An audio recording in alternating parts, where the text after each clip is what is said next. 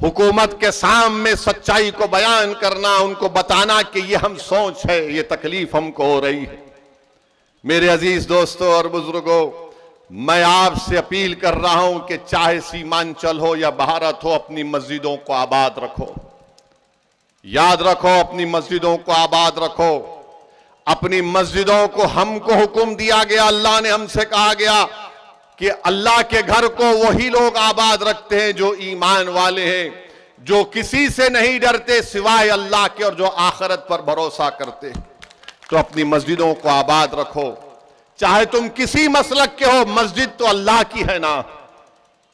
अपने मस्जिदों को आबाद रखो। 600 साल की मस्जिद मेहरौली की, उसको शहीद कर दिया गया बगैर कोई नोटिस दिए। कोई नहीं बोला। ये पूछना था इनसे, आप जिसको आपने अपना वोट दिया था, किसने मेहरौली की मस्जिद की बात की? असदुद्दीन ओवैसी ने, मजलिस इत्तेहादुल मुस्लिमीन ने बात की। किसने कहा कि जो कोर्ट का फैसला आया वो गलत है? असदुद्दीन ओवैसी ने कहा। जब कर्नाटका में हमारे बच्चियों से हिजाब छीन लिया गया, किसने कहा? मजलिस ने कहा। बताओ, जब सब मजलिस करती है और कहती है तो ये लोग बोलते नहीं ये मिले हुए हैं। अरे भाई, हम कहां मिले हुए हैं? तुम मिले हुए हो। तुमने नीतीश कुमार का साथ दिया तो आज बीजेपी सत्ता में है बिहार में।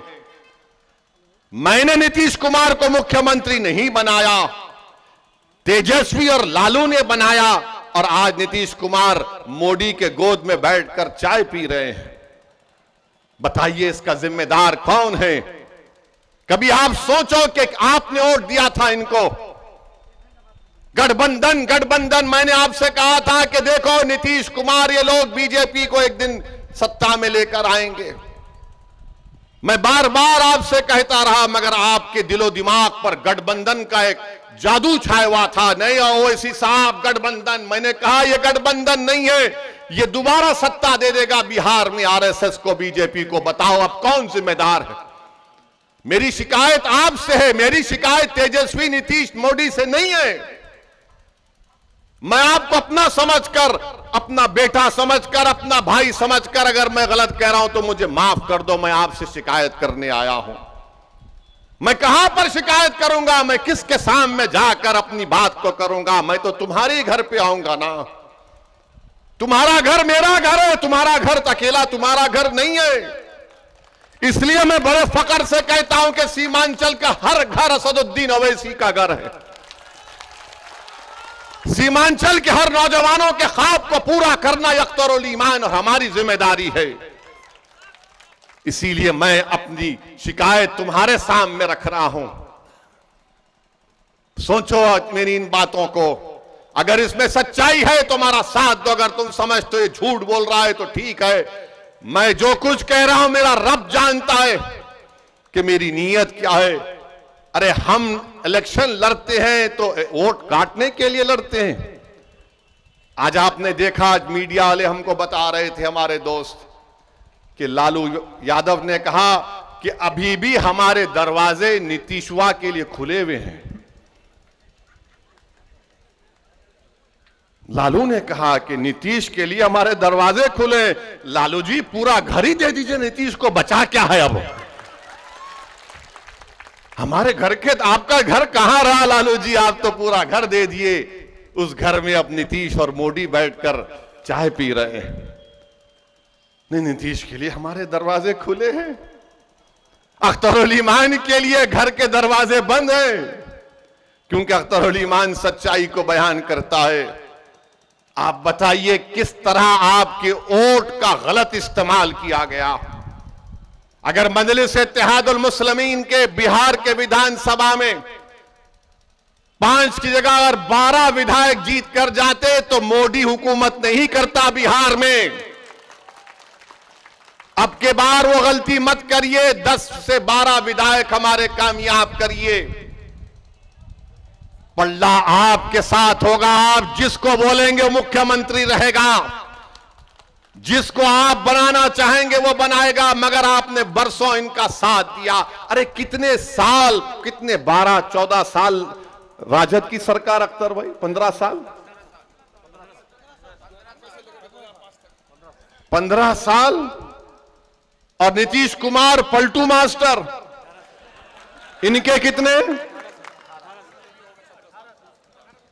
17 साल, 15 और 17 मिला दीजिए 27 साल, अब 32 साल हो गए। माफ करना, बिहारी मैथ्स में अच्छा होता है। 32 साल हो गए।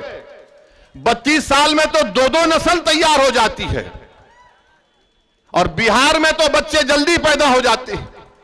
ये बीजेपी वाले बोलते हैं 32 साल हो गए, उसके बावजूद भी हमारे जो सफों में जो ये लोग कमजोर लोग बैठे हुए हैं, जो अपना ईमान बेचकर बैठे, अरे 32 साल ही तो हुए ना, 100 साल कहां हुए? 32 साल में कितने घर बर्बाद हो गए। 32 साल में सीमांचल में कितनी जमीन कट गई। 32 साल में कितने किसान बर्बाद हो गए सीमांचल में। मगर हमारे दिमागों में बात बैठी हुई है, नहीं भाई सेकुलरिज्म को जिंदा रखना है। सेकुलरिज्म को तुम नहीं जिंदा रख सकते। ये सेकुलरिज्म को जिंदा रखने की बात हो रही है। सेकुलरिज्म जिंदा उस वक्त रहेगा जब तमाम लोग अपने आप को महफूज समझेंगे, चाहे दलित हो, मुसलमान हो, आदिवासी हो। सेकुलरिज्म की बात ये लोग अपने बेटे को मुख्यमंत्री बनाना चाहते हैं। लालू, मेरा बेटा मुख्यमंत्री बन जाए तो बिहार का कल्याण हो जाए, मेरा बेटा मुख्यमंत्री की कुर्सी पर बैठ जाए तो सबका टन टनाटन फायदा हो जाएगा। मेरे भाई, ये कब तक खानदान और पानदान की राजनीति चलती रहेगी, ये आपको फैसला करना है। अख्तरुल ईमान का आपने हमेशा साथ दिया। अख्तरुल ईमान ही ने बता दिया आपको कि कैसे 4 तो भाग गए, बंदरों की तरह दीवार कूद कर भाग गए। मैं उन चारों को कह रहा हूं कि आओ, निकल कर आओ सीमांचल की सरजमीन पर और बोलो ओवैसी के बारे में। तुम सेकुलरिज्म जिंदा उस वक्त रहेगा जब तमाम लोग अपने आप को महफूज समझेंगे, चाहे दलित हो, मुसलमान हो, आदिवासी हो।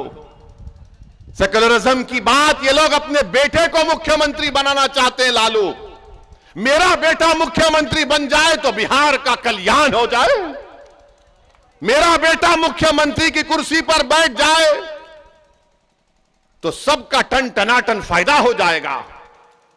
मेरे भाई, ये कब तक खानदान और पानदान की राजनीति चलती रहेगी, ये आपको फैसला करना है। अख्तरुल ईमान का आपने हमेशा साथ दिया। अख्तरुल ईमान ही ने बता दिया आपको कि कैसे 4 तो भाग गए, बंदरों की तरह दीवार कूद कर भाग गए। मैं उन चारों को कह रहा हूं कि आओ, निकल कर आओ सीमांचल की सरजमीन पर और बोलो ओवैसी के बारे में। तुम